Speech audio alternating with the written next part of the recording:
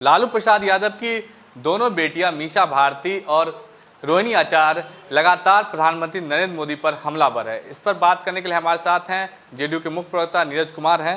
Sir, आखिर क्यों लालू प्रसाद यादव की दोनों बेटियां प्रधानमंत्री पर हमलावर है? देखिए, राष्ट्रीय जनता दल जब परिवारवाद पर घिरता है तो इनकी राजनीति बेनकाब होती है। अब अति पिछड़ा समुदाय को इन्होंने 2 टिकट दिया, अल्पसंख्यक समुदाय M/2 समीकरण की बात करते थे, उनके साथ भी बेइंसाफी किया।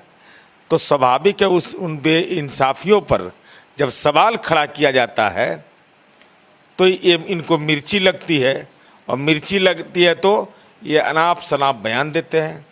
भाई, इस देश के अंदर में न्यायपालिका है। आपको अगर न्यायालय में पेशी होना पड़ रहा है तो अपने पिताजी पर ना आप कटाक्ष करिएगा, उनको आरोपित करिएगा, ना कि दूसरे को आरोपित करिएगा। तो इसलिए इसका कोई औचित्य नहीं है। केवल औचित्यहीन बयान केवल सुर्खियों में रहने के लिए देते हैं। अब इसको लेकर उन्होंने सफाई दी है, मीडिया को ही घेर रही है कि अब मेरे बयान को तोड़ मरोड़ के पेश किया गया। अब मीडिया में मेरे बयान को तोड़ मरोड़ कर पेश किया गया तो बोले है वही ना रिकॉर्ड हुआ होगा, तो रिकॉर्डिंग में आवाज़ बदल जाएगा। हम जो बोल रहे हैं वही ना कायम रहेगा। इसलिए बोलने में अगर गड़बड़ा गए हैं तो माफ़ी मांग लीजिए, और डरने का कौन ज़रूरत है। अरे, इतना केस सही है तो न्यायपालिका पटना से लेकर करके, रांची से लेकर के कहाँ है, दिल्ली, एगो अब नया सुन रहे हैं ग्वालियर वाला।